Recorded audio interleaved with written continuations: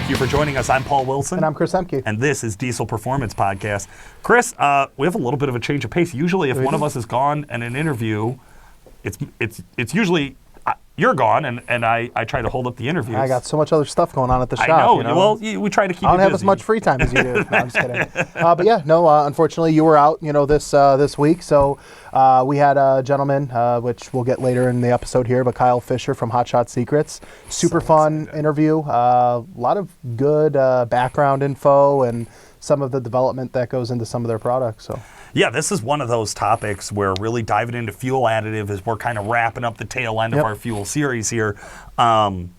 This is one we've had questions about for years. Last week we reran the Randy Harkema interview where we asked him, hey, is this snake oil or science? He walked us through. I think he made a very valid case for its science.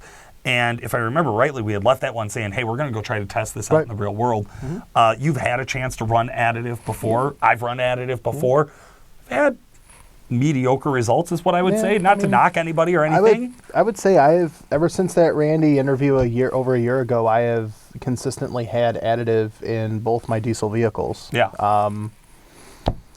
I would say as now I still add it because now I'm programmed to add it, right?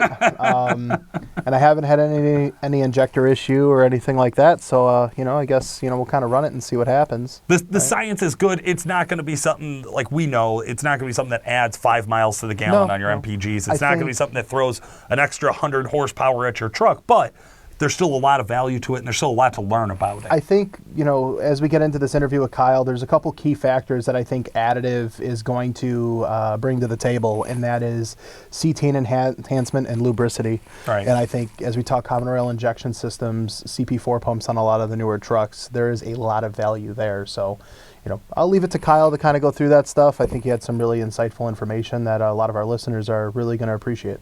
Absolutely. Hey, before we dive into that, I want to give a quick shout out to our sponsors. Of course, Calibrated Power, home of Duramax Tuner, where Chris and I work full time. We are wrapping up the tail end. If you're hearing this, it is the last day of our big tax return sale. So get 10% off on Switch on the Fly custom tuning with EFI Live, MM3, or EasyLink. So great availability there. Make sure you take advantage of it. And then Exergy Performance, your one-stop shop for any common rail fuel system needs, whether it's injectors, injector pumps, fuel lines, relief valves, regulators, anything of the sort. They can get you set up from stock replacement to high horsepower applications, and they're just a great group of guys to work with. That's right. We love working with Exergy. And right next to Exergy, of course, is going to be our WC Fab sponsor. Love Jason Worley and the whole crew down there of all the Worley guys.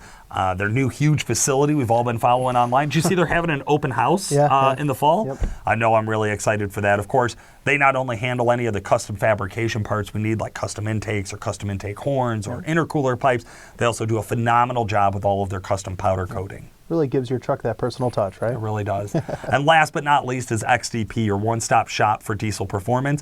XDP is somebody that not only can you buy all of the Duramax Tuner products through, they're also somebody that when we need products here at the shop, that's where we order. We order from XDP. They're great to work with, and they're very knowledgeable and helpful as well. All right, with no further ado, let's dive right in. All right, guys, here we are with Kyle Fischer from Hot Shot Secrets. Kyle, how the hell are you? I'm doing good. Glad to be on. Appreciate you guys having me. Appreciate you taking the time to, go through some of these questions and whatnot that we have. We always start off these interviews with, a little bit of background on the interviewer that we have on. So, Kyle, give us a little bit of your background in diesel performance and the diesel industry as a whole. Well, let's see. I started with Hot Shot Secret in 2017. I spent the first couple of years at the company as the director of marketing. Then I spent a couple of years as the director of sales. And now I'm in a position that we like to call the director of branding and promotions. Call it what you want it.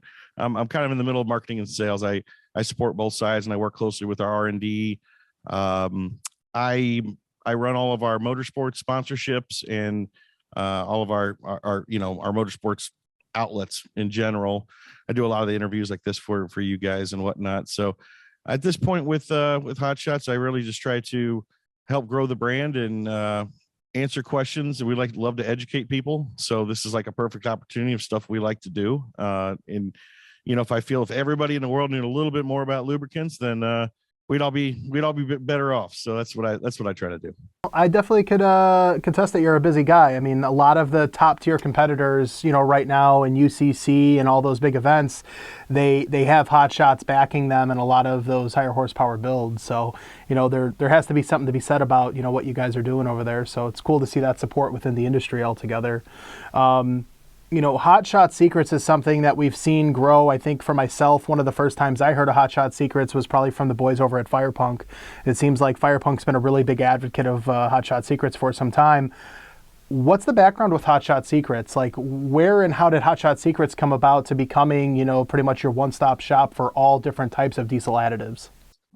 Great question. So I'll give you the condensed version, and I'll even tie Firepunk into it, how that all got started.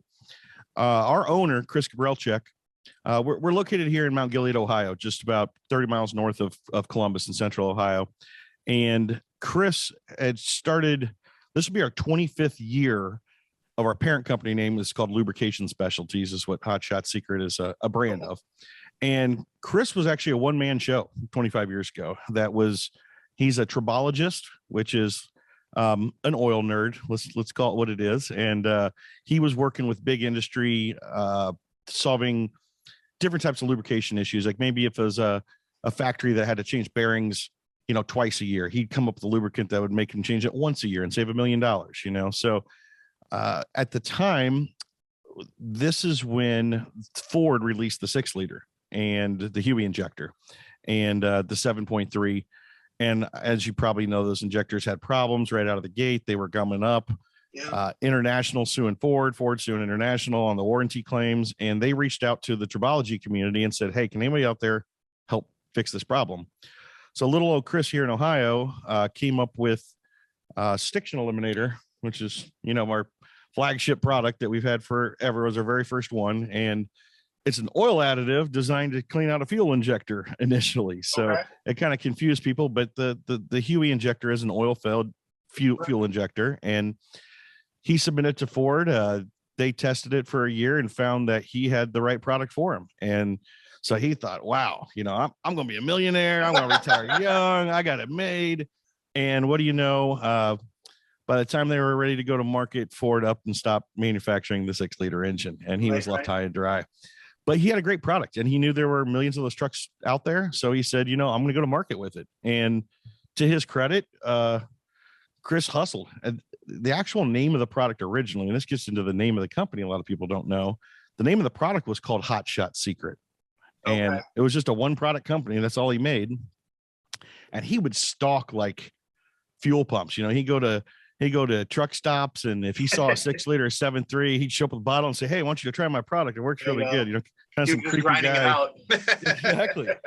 And it really grew from there, and it took off. And at the time was during the Katrina disaster. And if you remember, they were running FEMA trailers from Indiana, where they're all made down in New Orleans. And so they were just running them down as fast as they can. And those were all 6-liters then. That was just the era of the 6-liter. So he thought, he's got this brilliant idea. He's going to call it Hot Shot Secret because of all the hot shotters trying to stay on the road to get down to drop these FEMA trailers off. I mean, little did he know we'd grow into what we are now.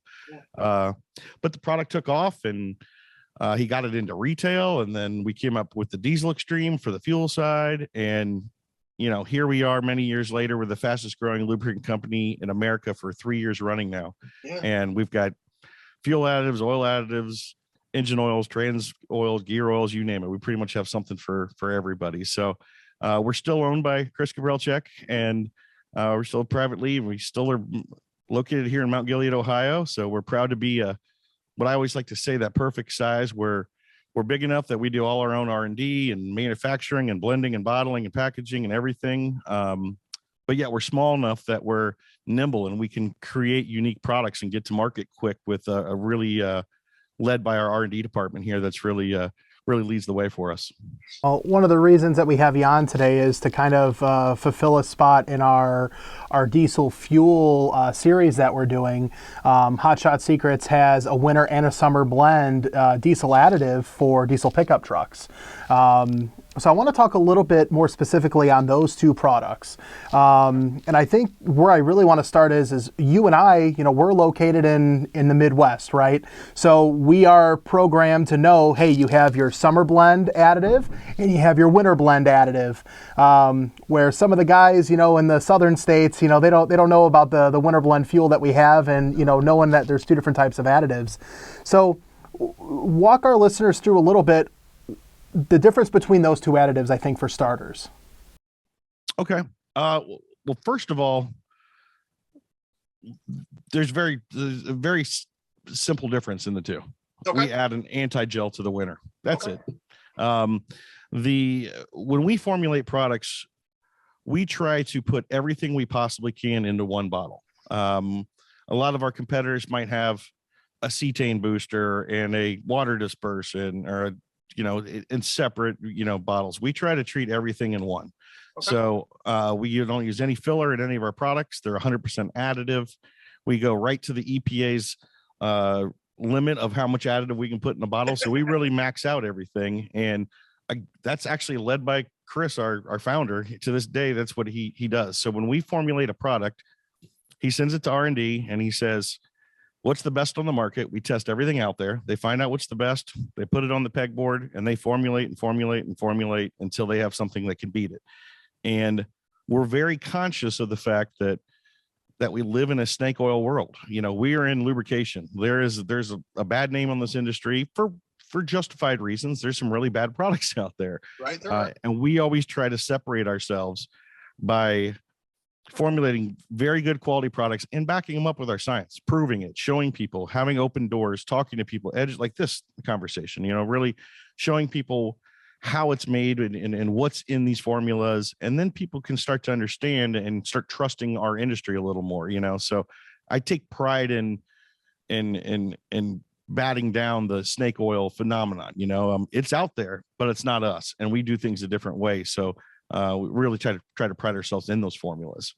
So if you want me to dive into it, what we have in these fuel additive formulas, especially right now with this, how high fuel prices have gotten, it's just insane right now. So normally when these fuel prices go up, even the people that don't really use fuel additives tend to give us a peek about this time, because they're like, man, maybe if I can get any gain out of it, I really like to. So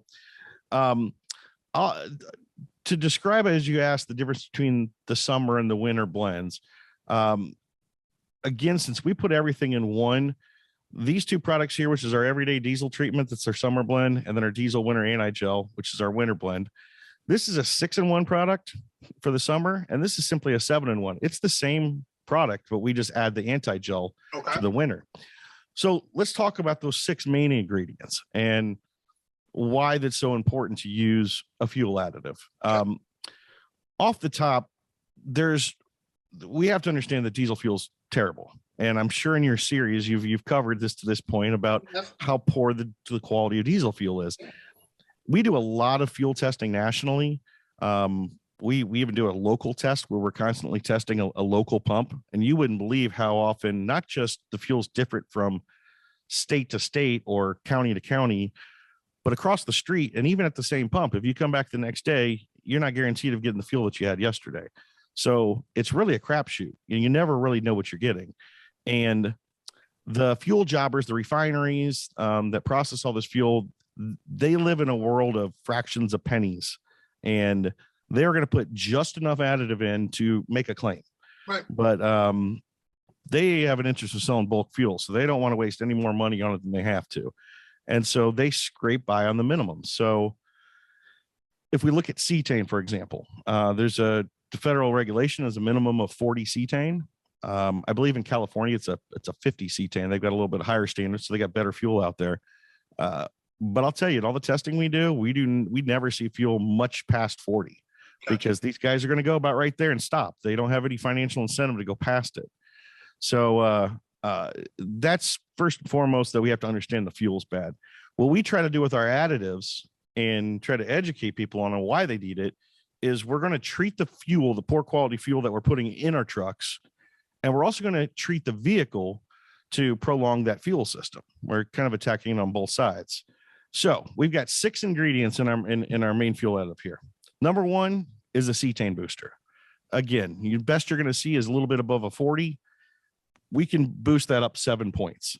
The higher your cetane level is, the more efficiently the fuel burns. Okay. So you're getting all of that fuel that you paid a lot of money for, and all of that fuel is going towards the operation of your engine.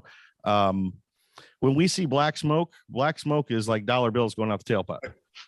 So that is spent fuel that is not being used to make that truck run. So what we want to do is bring the cetane level up so that we get a more complete burn of the fuel. Or use of the energy. Yep, exactly. So that's a really important one right now with the cost of fuel, is making sure you're really getting your cetane levels up. Second thing we put in there is a very strong fuel system cleaner. So everything from the tank to the lines to the rails to the injectors, we want to keep all that clean. So we add an injector fuel system cleaner in there. We use a special one it's a little bit expensive, but it's also the only type of injector cleaner that can clear out what we call IDs, which are internal diesel injector deposits. Okay. These are a built-up deposit of many different fuels, and the chemistry in them not cooperating with each other. Okay. And to put it into the best terms, it's almost like a snot. It's like this really sticky goo that will find its way to an injector tip and stay there. Okay. And there's no cleaner that will get them out, except the one special chemical that does is pretty expensive. But I always advise people, if you're looking to do an injector cleaning, make sure you're selecting a fuel additive that specifically has an ID cleaner in it. Otherwise, they're going to stay in there. And what that does is, I heard you said you're going to have an injector company on. I'm sure they can speak to it well about as soon as that spray pattern, starts to get, if you got a little piece of gummy ID in there, it's going to affect your spray pattern. Once your spray pattern isn't hidden properly, you're wasting fuel, and you're not getting the all you can out of that fuel. So not only is keeping the injector and the fuel system clean a good thing, it's also good for the pocket too. It allows you to burn the fuel more efficiently as well. So we got the cetane booster, we got the injector cleaner. Next up, lubricity. That could be number one. We know how dry the fuel is. I don't think a lot of people don't know that the fuel years ago got mandated to be low sulfur diesel. Right. And that stripped out 99% of the sulfur that was in diesel fuel. And sulfur, bad for the environment, excellent lubricity agent, really, helps the lubricity of the fuel. Well, once you're down to 1% of it, you got pretty dry fuel. Well, then they came back and they said, nope, we're switching to ultra low sulfur diesel, and took 99% of that remaining 1% of sulfur out. So now we have 0.1% of what we used to have. And the fuel is just terribly dry. There's nothing that lubricates your fuel system other than the fuel.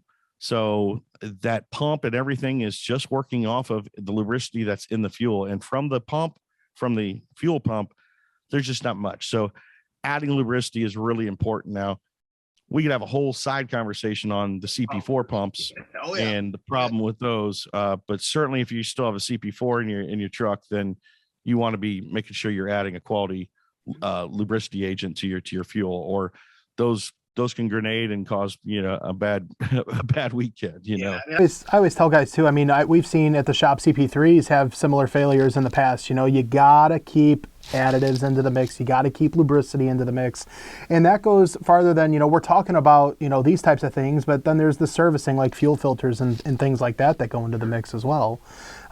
It's crazy to me to think like, yes, fuel has definitely changed. The other thing that I think a lot of guys look past is the common rail injection system, which is what we all deal with now, run at such a higher pressure than what you would have dealt with, in the Huey injection systems or the older mechanical Cummins injection era, so that's also going to play a role when we're talking about the lack of lubricity and all these other things that, we're discussing.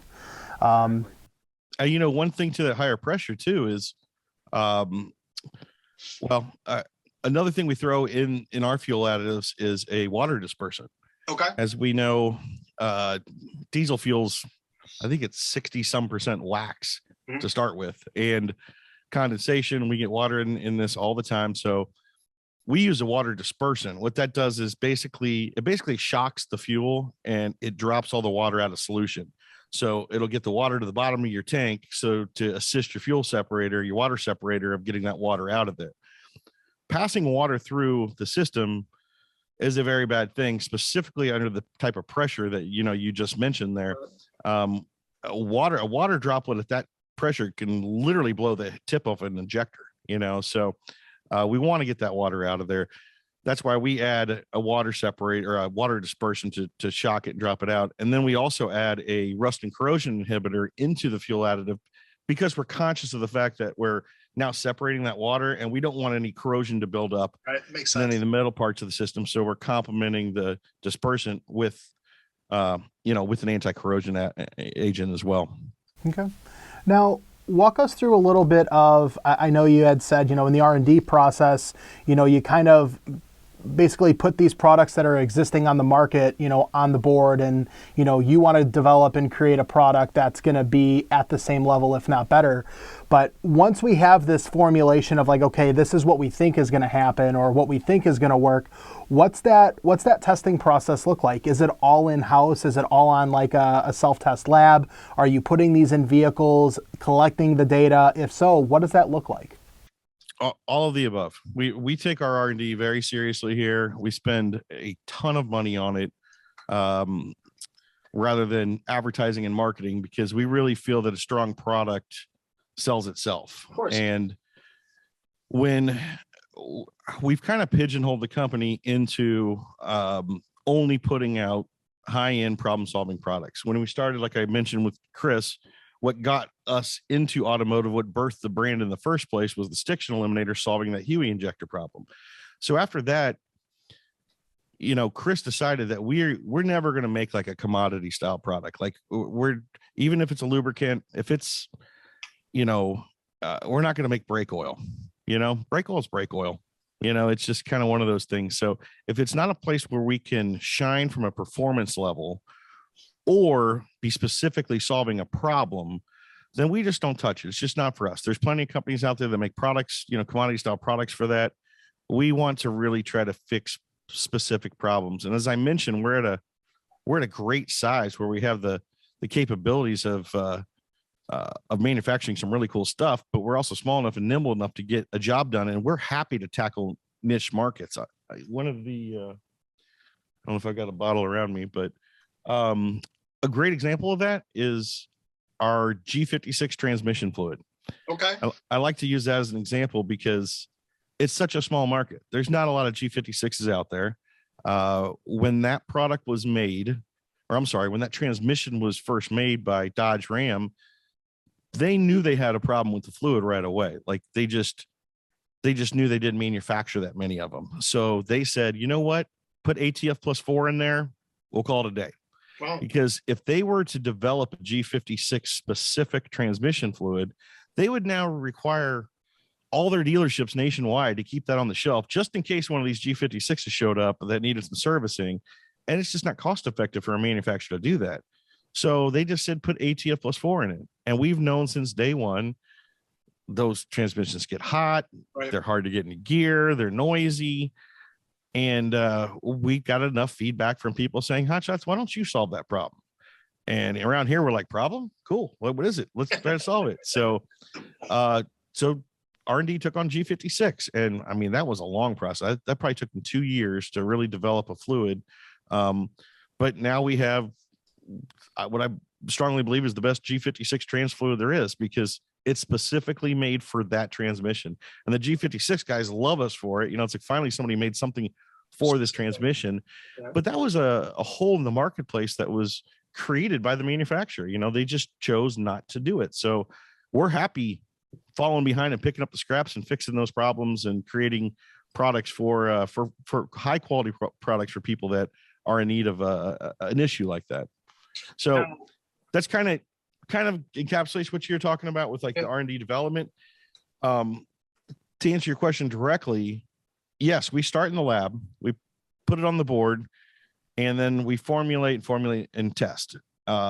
They normally will come back with a formula, and the way our owner Chris will say, I'll tell you the analogy he always uses. He says, if the U.S. military were to call and they say, we need a fuel additive for these tanks that are about to roll into battle to defend America. Would you, and money was not an option, make me a fuel additive. That's how he sets them off. And then he comes back and they say, here's our formula. And he says, well, if it was for the U.S. Army and the tanks rolling into battle, would you add something else to it? Well, sure. We probably add something that will do it. And he keeps doing that. He keeps sending them back to the lab till they finally say, you know what? There's nothing else I can put in it. If I had to add one more thing, I got to take something out. It has full of the best of everything we could do. And that's all that's as best as we can humanly possibly make it. At that point, Chris then says, okay, now we have a product. Is it affordable enough to even manufacture and go to market with? Sometimes it's too expensive to even sell. But we at least know that we're going to market with a product that is proven and tested. And then once we get to that stage, then it goes into, as you said, third-party testing. We do third-party lab testing, and then we get it into customers' hands. We have a great following that loves to test for us. We usually do between 1,000 and 2,000 vehicle testing on all products before even taking the next step. And then from a performance side, we have this great relationship with all of these motorsports and diesel performance that I then get it into my racers and sled pullers' hands, and they take these products and beat the heck out of them. You know, it's like, I want to see these perform in the most extreme environment so that we can then be confident that your everyday driver with his truck that, you know, isn't a 3-second drag truck. He knows he's got a good product that's been tested at an extreme level. Now, with the way fuel prices have been going, and the whole reason for this series is, you know, talking about different fuel sources, the fuel additives, understanding the fuel system and how to intelligently make a educated, choice on what to do to your vehicle to get the most out of it. When doing this R&D, and, you know, we talk about, you know, where we're at in Northern Illinois, I could go to a fuel tank or a fuel station rather and get straight number 2, no bio, or at least that's what they advertise at the pump. There's other fuel stations where it could be up to 10% bio or whatever that case may be. How is it formulating something that you had mentioned, you know, California, 50% cetane, you know, the other 49 states, you know, it's roughly 40% cetane. Developing a product that is well-rounded, and have we tested or done anything with these additives in an actual biodiesel fuel that, you know, some guys in their backyards are making? Sure. Yeah, absolutely. We no harm test everything across all fuel types because we know that we're a national brand. We're sold nationwide. We're sold worldwide. So we have to be sure that the guys that are using bio are, you know, that the product can work with them as well. The toughest angle we always have is not necessarily formulating for multiple fuel types, but more so making sure that we have the gain curve that we have set that benefits everybody.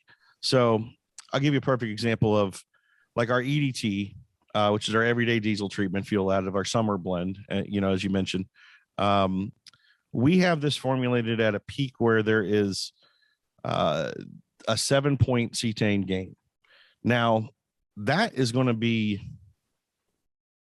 change based on the fuel that it's going into. Of course. So if you give me some 50 cetane fuel, then a performance dosage probably would not reach a 57. But if you give me some 40, I can get you to 47 pretty easily. And that's just because you can't just keep pouring cetane in stuff. This is chemistry. It's got a gain curve. We always try to tell people that when they're using Hot Shots products, follow our dosage instructions, because we spent a lot of time in R&D developing right to the peak of the gain curve. And this will go across all different fuel types and so forth. People have a tendency to think if a little bit's good, a lot's great. More is better, of course. Yeah, might as well pour a bunch in there, right? You know, and actually that is true with some brands because they're just watered down, you know. So, you know, you do need, you know, some more. But I'll give you a quick side story about one of our racers, Trey Sykes out of South Carolina. We call it the Trey Sykes dosage in-house because he really tested how much cetane you can get out of a bottle of EDT. He has a 5-gallon fuel cell that he treats, and he's like, I found this perfect mix that makes the car run better than ever. He's got a BMW 325D, and he's like, it just makes it run perfect. And I'm like, so what are you doing? And he's like, I'm putting 40 ounces of EDT on a 5-gallon fuel cell. And I'm like, whoa. Now, mind you, that is supposed to be dosed at 1 ounce per 25 gallons. Okay. So for 5 gallons, it's supposed to get 0.2 of an ounce. Right. So he's putting 40 ounces on something that's supposed to be 0.2 of an ounce. Right. It's a 200 times overdose. And now system's fine. I mean, you know, it's probably the cleanest system in the world with all the injector cleaner in there. But we took it into the lab because we were curious. We're like, well, I wonder how far that cetane went. How high can you actually raise it? And 1 ounce per 25 gallons moves at 4 points. 2 ounces per 25 gallons performance dose moves at 7 points. We stopped there because that's right where the gain curve is. That's the dosage we recommend for everybody. Well, on a 5-gallon fuel cell, that means it's a half ounce, gets you to 7. Well, we tested his with 40 ounces in it. It only was at like 9 or 10. Really? So a half ounce gets you 7 points. Another 39.5 ounces only moved at 2 more points. 2 more points. Right. So it's important to know that like there is gain curve to all this where at some point, hey, if you're buying a ton of it, then you're paying our bills here, but you're wasting money. We want to make sure that people are getting their money's worth, especially right now with the way fuel prices are. What's unique about having a very potent product like EDT, it can pay for itself in mile per gallon savings. It's that affordable of a product that if you're treating, say, a 25-gallon fuel cell, it costs about $1 to do that, $1 of product, and you pick up 1% mile per gallon gain, and with $5 a gallon gas, it pays for that $1 of product easily. So it's really important to stay on dosage and you know, on a product that really guarantees what you're getting. Yeah, no, I mean, the one thing that's been very commonly themed across all of these interviews is lubricity, lubricity, lubricity, filtration and lubricity. And I mean, you know, the one thing at the beginning of this series, when fuel prices started to skyrocket, you know, I'd be on the forums and guys were talking about, you know, converting over to waste oil or, you know, making their own biodiesel. And there's a lot of variables that come into that stuff. And the reality of it is the cost per, as far as the operation is concerned, doesn't really outweigh what the cost at the pump is going to be just to pump diesel. So now my thought process is, okay, diesel price is what diesel price is. Where are other avenues that we could go down to where we're able to alleviate cost? And that comes into injector and injector pump health, in my opinion. You know, so as we have the filtration put into, you know, into the best filtration possible, we have the water separation at the best it's going to be with the different fuel systems on the market. It comes down to, well, is it more or less beneficial just to add an additive into existing fuel that we have to help with efficiency and to help with that reliability out of the fuel system as a whole? And that's kind of been my angle through all of this, right? Whether it's my TDI or my Cummins diesel truck, it's, you know, I wouldn't put bio, I wouldn't put my own fuel that I have made in there on some of the interviews that we have had. But I do feel that, you know, additive is going to go a long way just from that lubricity perspective. 100%. And you know, we try to show people this with science, because as you said earlier, you don't necessarily, you know, feel it. Like it's not something that you feel. Now, I argue that you do feel the cetane boost. You can definitely feel that in the pedal if you actually get a proper cetane boost. Problem is, most companies overclaim what their cetane gains are. Okay. And but if you have a 7-point difference in fuel, you'll feel it.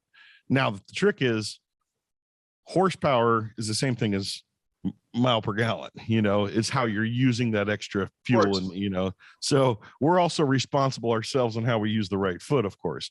But I think that, you know, one of the things that we like to do is actually put the science and data out there. I don't like to have, you know, you talk about the forums and stuff. I mean, there's a million lubricant experts out there on those forums. Well, everyone's self-proclaimed, right? Like everybody's a self-proclaimed expert.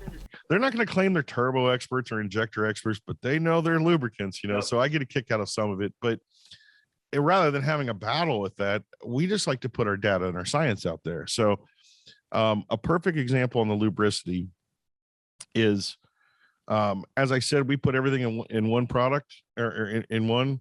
We actually, when we came out with our LX4, this product here, this is the first time we ever did a one-trick pony. And what this is the lubricity additive out of our fuel additives, just by itself. And really, it was kind of for the people that didn't believe in additives, because they, the people that weren't really using an additives, and they caught wind of what was going on with the CP4 pumps. And they're like, I don't need an additive, but I need to add some lubricity. And we just kind of chuckle and say, all right. So we pulled the lubricity additive out of the all-in-one product and offered it by itself. And I can't believe how much we sell of that stuff. And to me, I'd much rather use the EDT because it's got all the other benefits. But the fact that we sell so much LX4 tells me that there's still a lot of doubters out there. There's a lot of people that still think it's all snake oil, but yet they're been educated enough to know that CP4 pump needs extra lubricity. I feel like, the general consensus is low sulfur to extra low sulfur fuel, like that's a fact. Biodiesel, I think, has a bad name, even though I do believe some of the bio, you actually help aid a little bit of lubricity from just straight number 2. But a lot of guys, they position themselves like, okay, I own a truck with a CP4. The ultra low sulfur fuel is going to be the problem. I need to add an additive for the lubricity, but a fuel additive isn't the case, right? Like I just want an additive per se that's going to help with lubricity specifically. So at that point, to me, it's just kind of all about how I digest that information, right? Like how I take it in, understanding what I need for the truck. But even from that angle too, it's like, I feel it's our job as a lubricant company, and I think more lubricant companies need to do it, is to be able to explain that to people of why. It's they hear there's a problem, but once I get through, once I explain to people actually what's going on, they're like, oh, that makes sense. Like, right. Sure, absolutely, I need it. And I'll tell you real quickly what the problem is. The CP4, Bosch manufactures that pump. When they upgraded from the CP3, they did some cost saving measures. Really bad decision in design. There is a mechanical issue with it as well, because that rolling rocker can actually spin, which is just mind blowing to me. But aside from that, the main problem is that it was designed for European fuel. Simple as that. They did not even take into account the American standard of fuel. So in Europe, we measure lubricity by what we call it's a wear scar test. It's an ASTM standard test. And in short, it's a metal pin that basically sits down on a blank of steel that's treated with the lubricant, and it just scratches real fast across it, and for a set amount of time. And then they measure how much is gouged out of that metal. The more gouged out, the poorer the lubricity. A really good high lubricity keeps it from gouging much. And they measure how many microns of metal are gouged out. So in Europe, the regulation on fuel is a 460 micron wear scar, meaning 460 microns would be carved out of it. In America, we have a regulation of 520, which allows for a lot drier fuel. And when Bosch made that pump, the CP4, they designed it under the European spec of 460, a much more lubricity fuel than we get here. So what's unique is the same pumps coming on the same trucks are coming off the same assembly lines, both here in America and in Europe. But in Europe, they're having no problems.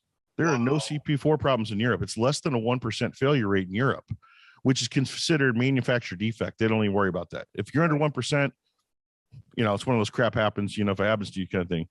In America, latest I've seen is somewhere between 7 and 10% of CP4s are failing. Well, what's the difference? The only difference is the fuel. Right. It's exact same pump, same truck, same everything. So the trick is, if we can just put European fuel in our trucks here, CP4 problem goes bye-bye. And the trick to that is to get your fuel here under that 460 wear scar. Hopefully the fuel you're getting is already there. Its potential it is. The law just states 520. Can't go above that, but it can get as dry as that. So what we would put in all of our, like our EDT, the LX4, the dosage, the standard dosage that we treat for that is designed to lower that wear scar, add lubricity up to 60 microns. So therefore, if you happen to get the worst fuel that is legally allowed to come out of a pump in America at 520, we're going to get that lubricity level up and drop that wear scar down to a 460, effectively being underneath the European standard.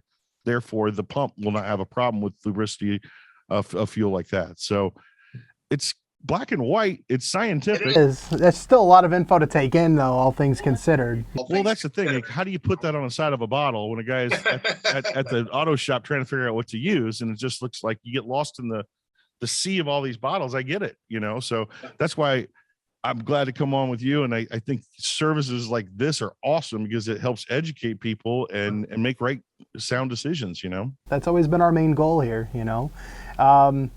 I guess out of the questions that I asked, was there anything that you find very oftenly asked that I didn't ask?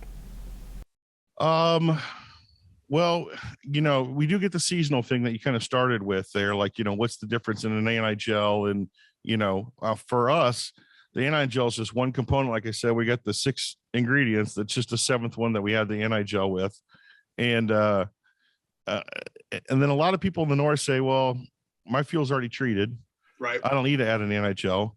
Then you get the people in the south that don't even know anything about it. And heaven forbid they fill up and drive north in the wintertime with southern fuel. Or the cold spell down in Texas like they had last year where, everything gelled up, right? Exactly. So the moral to all those stories are, and I, if I would have known, I'd provided you some of these fuel reports that we get. It's a crapshoot. It really is. Like, the fuel differs pump to pump, day to day. You can't count on what you're getting, even in the northern treated fuels. What we advise people, always go to a highly trafficked fuel center, if possible. If you're stranded somewhere, you got to get what you got to get. I understand. Truck stops are usually the best because they're going through so much diesel fuel, but just, avoid the back roads, small little diesel pump that's been sitting there for a while. Another important thing is that people don't understand how quickly diesel fuel goes bad. It starts to oxidize within 30 days from refinement. So the average fuel takes at least 30 days, right around 30 to 45 days to get from the refinery through the fuel jobbers into the pump underneath the station that you go to. So by the time it's pumped in there, it's already started to oxidize. Now you're putting it in your truck and it's begun that process of oxidation. And then to even throw, extra on top of that, nowadays people are trying to cut back on their driving because the fuel costs so much. So they're riding out of the tank even longer. So, having a stabilizer in the fuel is really important, and stabilizer is a cheap extra that you can throw in. We put it in all our fuel additives, but it's just another reason to use the fuel additive. Nowadays, the driving patterns have changed so much that keeping good quality fuel in the tank when you're not driving as much as you used to is important. Now, if any of our listeners wanted to learn more about Hot Shot Secrets or the additives that are offered, how can they find that stuff out? Well, we love to talk to people. We love to get the education out there. HotShotSecret.com is our website. We've got a lot of information on there. Each of our product pages has the science behind it. If you want to go super nerd on that, we can. If you just want the high level conversation, we can as well. We're really conscious that we have a good following of diehard diesel enthusiasts, but we also have a lot of people turn to us that are like first time diesel owners and just have general questions. So, our social media, Facebook, YouTube, Instagram, we try to put out a lot of educational content, but our phones are also open too. Old school. What do you know? You can actually call and talk to people here, and we answer the phone. And, you might get me, you might get one of our account executives. If we don't know the answer to what you have, it becomes like homework for us. Like I'm actually right next to our lab right now. We'll go get one of our tribologists on the phone, help you solve your problem. We're going to die trying, whether you use our products or you don't, because we do oil analysis and stuff here for anybody, so we like to really be an open book here. So feel free to give us a call. Check out our social media, step by our website. I'm on the road often at our races. We sell our products at discount on the races. We give away free samples. It's a great place to talk face to face. I love having the face to face conversation. I like the Zoom thing when I'm doing interviews, So, we got the Outlaw Diesel Super Series is about to kick off, and I'm looking forward to it to see all the guys again. It's been a while, but I'll go out there and I will have tons of people come to our booth just with questions, and we love it because we're happy to answer them. We don't dodge those. So if you ever have any lubricant questions at all, whether you use our products or not, feel free to give us a call. We'll be happy to help you out. Well, Kyle, I appreciate you taking the time. Very informative. I learned something from this as well, so I'm sure my listeners did as well. So appreciate having you on. Hey, thanks for having me. Let's do it again sometime. Sounds good, man. Take care. All right, folks, we're here with our favorite super tech, Jeremy Garnett. Jeremy, how the hell are you? Good, how are you? I'm doing great, man. Guys, we're down in the shop with Jeremy. I know it's the first time in a little while here, but we got a chance to catch up with you. Yeah. What's the truck? 15 LML. Oh, I love it. I love it. 15 LML. I'm going to take a wild guess. It is fuel system related. Yeah. Okay. LMLs, we know, have issues with their CP4 pumps. It's not every CP4 pump. It is any of them that see debris through it will generally destroy them if you don't have like an extra G fuel system saver or some sort of disaster prevention kit. What was the story on this one? This one was actually low rail under heavy load, and it kept throwing a fuel filter, change fuel filter code. Okay. So, we put a new fuel filter on it, go out, heavy throttle the truck, and throws a fuel filter code, and then we lose rail. That's funny. That's more of the symptoms that we find around like a failing CP3. That's usually what we see when a CP3 has hit that 200, 300,000 mile mark, and they're starting to get weak, and they won't keep up when you're asking for the peak performance out of them. Right. What'd you find on this one? It ended up being a bad CP4. But Okay. But again, the truck's only got 65K. So it's a very low mileage truck. Guy doesn't drive it, uses it to tow a trailer around, and Did you inspect the MPROP screen? Was it full of debris, Yeah, or was there anything that was downstream? we actually did do that. We actually replaced it with another one with an extra G, fuel system saver. We Right. actually put one in, and it no change. Changed the second one, no change, and then that was part of the diagnosis Okay. of it. Checking. Okay, hey, what do we got to do? Yeah, a $200-300 for an MPROP screen getting Right. changed out. It's a lot more affordable than doing the full CP4. Exactly. So the guy decided, okay, let's do it after we diagnosed it, and after he went truck shopping. Yeah. So That's it. I think a lot of us are looking at that right now. If you have a repair, maybe 5 years ago, it was pretty different. If you were in a 15 LML that's Right. 7 years old, you're like, hey, I'm outside of my payments, I'm outside of my warranty, maybe it's time to take a look at upgrading. But now when you go to upgrade, it's not a $60,000 truck Right. anymore. It's a small home. Right. So CP4 came out, new CP4 back in? yeah, we actually did a whole kit. So they actually make GM makes a whole kit for it. So new fuel rails, new lines. I'm sorry. New fuel rails, Yeah, right. new injectors, new CP4, and then a new return line. So Okay. Perfect. All right. What's a job like this look like for hours? close to 20 to almost 30 hours. Okay. I mean, it's a pretty big job. You have to pull half the EGR off. You have to pull the Y bridge out. You have to get and then there's 30 lines in there that just connect to that CP4. So, How'd the EGR look when you had it apart? it was actually really clean. Like I said, it only had 65K on it, so Yeah. it was pretty clean. Didn't Okay. see any debris or any soot or anything. Okay. So- No other symptoms or signs of wear or tear anywhere else on the truck? I'm actually just getting ready to go drive it and getting excited. So I love it. to see how it's going to go. Awesome, man. Well, hey, great update. We're going to be back in the shop very soon talking about some other projects that Jeremy's working on. We're going to be showing you guys more and more of kind of the inside look of being down here and working in the shop with Jeremy. All right. Thank you so much for joining us. Thank you. Thanks for joining us today, guys. This has been Paul Wilson. And Chris Emke. Make sure to like and subscribe, and we'll talk to you again soon.